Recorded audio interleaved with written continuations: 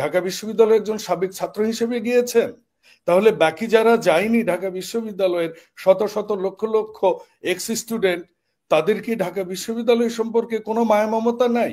আপনি কি ঢাকা বিশ্ববিদ্যালয়ে একাই রাজনীতি করেছেন? ইতিপূর্বে কেউ কি আর করেনি? আপনি কি যখনই বলেন যে উনি ঢাকা বিশ্ববিদ্যালয়ের কারণে গিয়েছে, তাহলে কি উনি সচিবালয়ে কেন গিয়েছিলেন?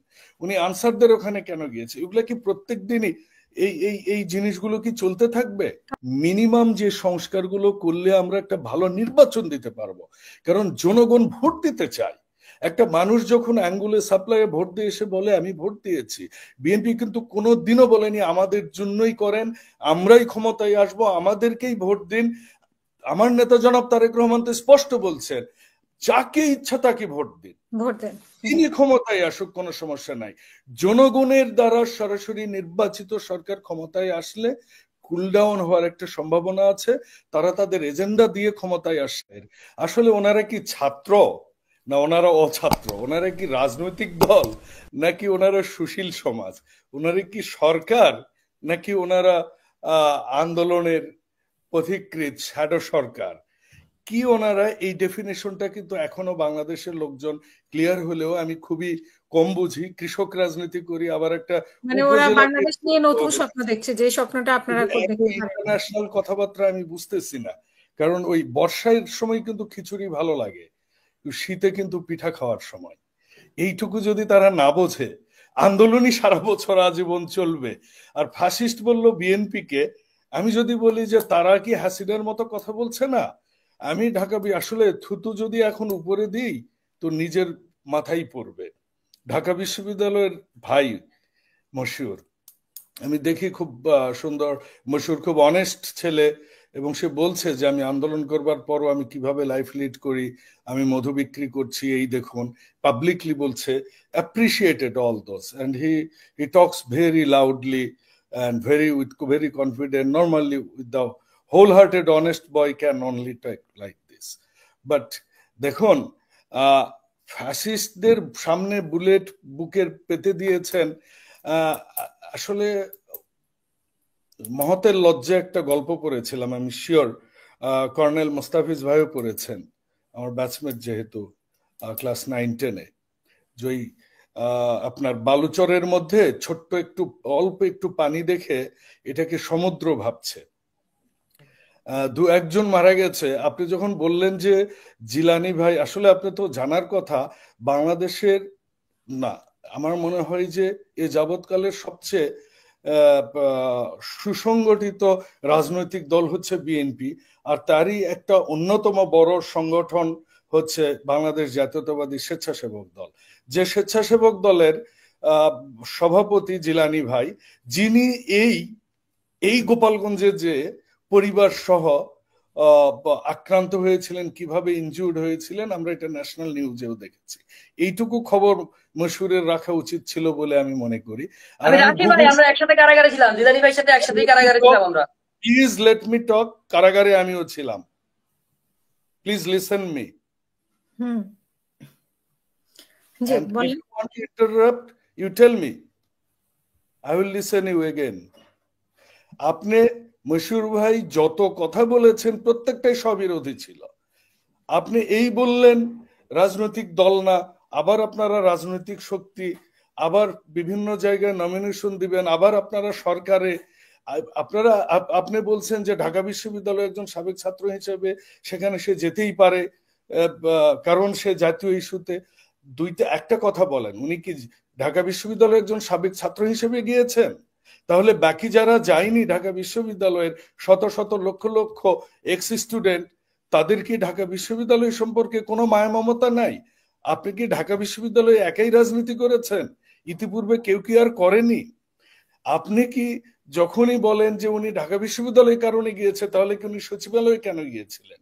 উনি আনসারদের ওখানে কেন গিয়েছে? এগুলা কি প্রত্যেক দিনই এই জিনিসগুলো কি চলতে থাকবে? কারণ ওরা আন্দোলনের নেতৃত্ব দিয়েছে, বাংলাদেশকে ভালোবেসে বন্দুকের মুখে ছিল। বন্দুকের মুখে কে ছিল না? বন্দুকের মুখে আপনি একা ছিলেন। আপনার ফেসবুকে আমি ছবি দেখেছি। আপনি দেখেননি আমাদের ছাত্রদলের নেতা সাজিদ বাবুকে কিভাবে মুগুর দিয়ে পিটিয়েছে? আপনি এত কথা বলছেন, তো কই প্রাইভেট বিশ্ববিদ্যালয়ের ছাত্ররা তো আসেনি এসব করতে? শোনেন, মহাত্মা গান্ধী 47-এর ব্রিটিশ বিরোধী যখন দিয়েছেন, কংগ্রেসের যখন নেতৃত্ব দিয়েছেন, মহাত্মা গান্ধী এসে কিন্তু প্রধানমন্ত্রী হননি, সরকারের ভাগ হননি। যেটা করেছিলেন শেখ মুজিবুর রহমান এসে যখন ওই ওই 73 ফেরত এসে যখন আবার দেশের প্রধানমন্ত্রিত্ব নিয়েছিলেন, তখনই কিন্তু ওনার জাতির পিতৃত্ব নিয়ে কিন্তু প্রশ্ন এসেছিল।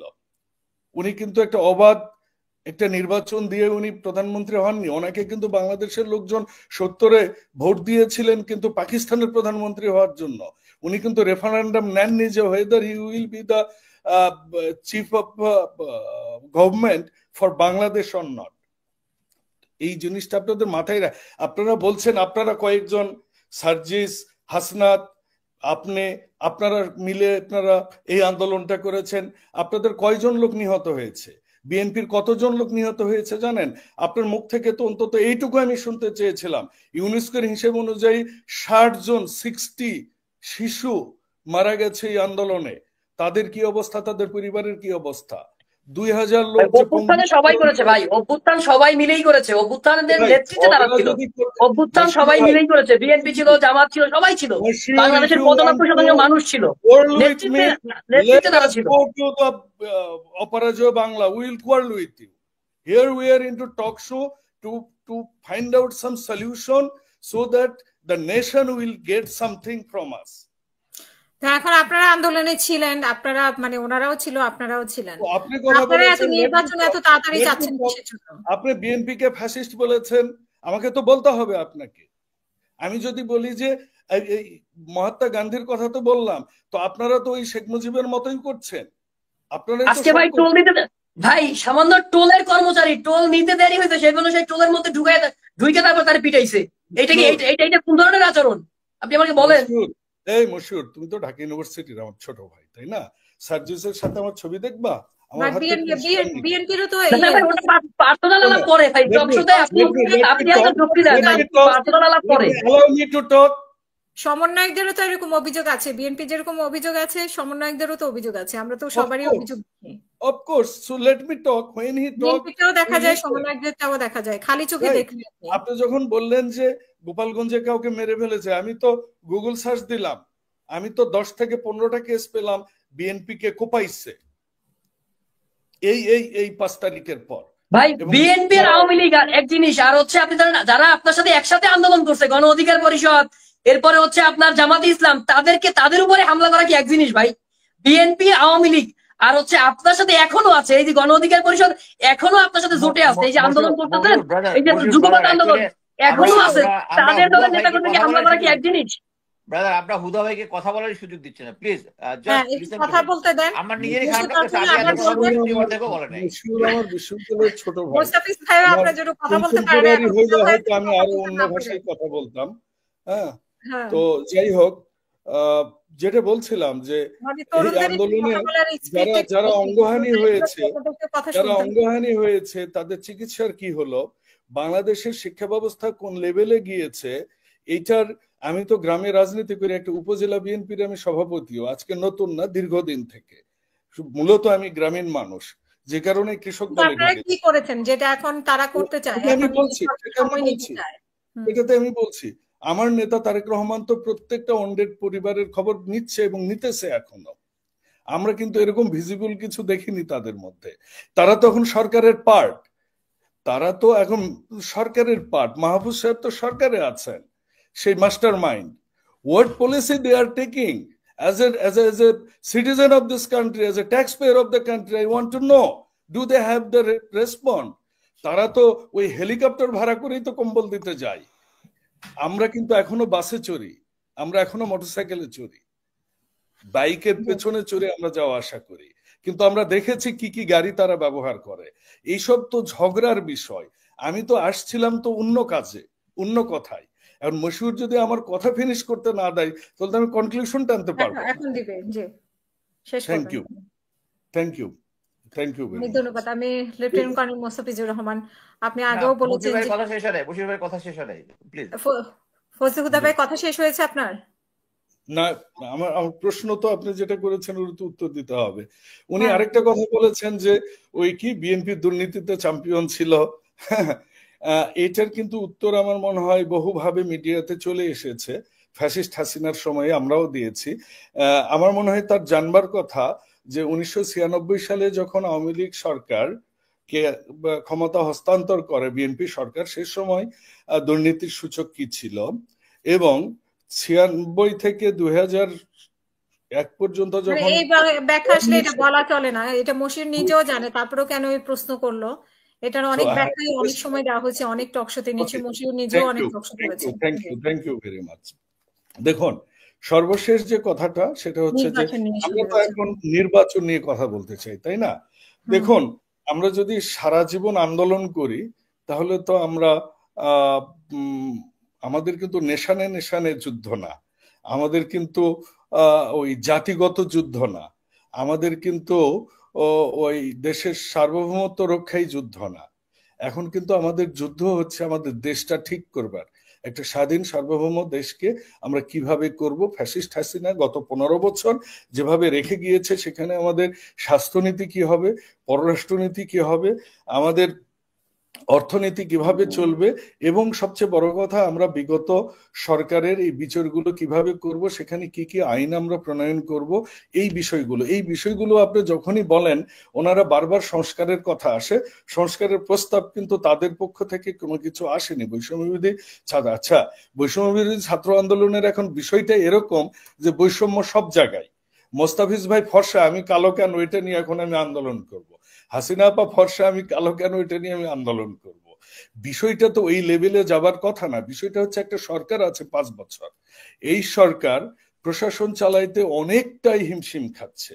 আমরা বিএনপি থেকে সর্বোচ্চ আপনারা কেন নির্বাচন চাচ্ছেন? আপনার প্রশাসন চালাতে হিমশিম খাচ্ছে, আমরা তো নতুন নির্বাচন চাচ্ছি না, আমাদের জন্মই নির্বাচনের মাধ্যমে। আমরা তো চাই যে নির্বাচনের মাধ্যমে ক্ষমতায় যেতে। একটা রাজনৈতিক দল রাজনীতি কেন করে? ক্ষমতায় যে তার নিজস্ব ভিউ, নিজস্ব ভিশন, নিজস্ব পরিকল্পনাকে ইমপ্লিমেন্ট করে দেশবাসীর কাছে উপস্থাপন করতে, যে দেখুন আমরা এই করছি, আমার কথা হচ্ছে যে সরকার তো হিমশিম খাচ্ছে, আপনারা বুঝতে পাচ্ছেন তো। হিমশিম খাওয়া সরকারকে মানে একটু সময় দিলে হয়তো তারা এই সমস্যাগুলো কাটিয়ে উঠতে পারতো, বা সংস্কারের ন্যূনতম সংস্কারের যে ব্যবস্থা সেটা করে উঠতে পারতো। আমরা সবাই বাংলাদেশি, এখানে আপনি ইউকে থাকলেও একটা কথা আছে না, যার 9 হয় না তার 90ও হয় না। আর ওই কি মর্নিং শোজ দ্য ডেজ। দেখুন, আমরা প্রশাসনের যে অবস্থাটা দেখেছি, এখন 72 জন প্রশাসনের সচিবের মধ্যে 36 জন আওয়ামী সময়ে আওয়ামী এজেন্ডা বাস্তবায়ন করার জন্য তাদেরকে প্রমোশন দেওয়া হয়েছে, ঠিক আছে?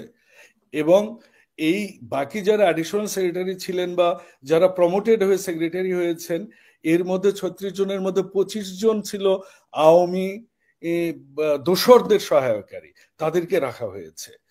কিন্তু এখন পর্যন্ত আমরা কোনো দৃশ্যমান কাজ দেখিনি। যেমন আমরা কি দেখেছি যে বিসিএস এর একটা সার্কুলার এসেছে, নতুন আমরা রিক্রুট করব ফ্রেশ ব্লাড। আমাদের দেশে এখন সবচেয়ে দুটো বড় প্রবলেম, একটা হচ্ছে ঋণের বোঝা, ডেট সার্ভিসিং, আরেকটা হচ্ছে আমাদের দেশের সবচেয়ে বড় বোঝা হচ্ছে শিক্ষিত বেকারত্বের হার। বাংলাদেশের জন্মের পর কোনোদিনও এটা হয়নি, যেটার এখন এই অবস্থা। আমরা যারা রাজনীতি করি, ওই আমরা বলি আমরা এমপি ক্যান্ডিডেট, এইটা বলার সাথে সাথে আপনার কাছে শত শত বায়োডাটা প্রত্যেকদিন আসে। এবং এ দেশের যে অবস্থা, এই অবস্থার জন্য যে দ্রুত যে অ্যাকশনগুলো নেয়ার কথা, সে অ্যাকশনগুলো ইমিডিয়েটলি নিয়ে মিনিমাম যে সংস্কারগুলো করলে আমরা একটা ভালো নির্বাচন দিতে পারবো। কারণ জনগণ ভোট দিতে চায়। একটা মানুষ যখন অ্যাঙ্গুলে সাপ্লাইয়ে ভোট দিয়ে এসে বলে আমি ভোট দিয়েছি, বিএনপি কিন্তু কোনোদিনও বলেনি আমাদের জন্যই করেন, আমরাই ক্ষমতায় আসবো, আমাদেরকেই ভোট দিন।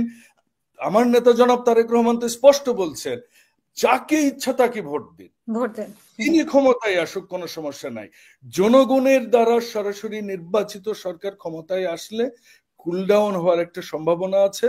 তারা তাদের এজেন্ডা দিয়ে ক্ষমতায় আসে এবং সেই এজেন্ডাগুলো তারা বাস্তবায়ন করবার জন্য 5 বছর পর বা 4 বছর পর যেটাই হোক না কেন, তাদের they have to go back to them who this them is the owner of the country, the people, the mass people who vote for.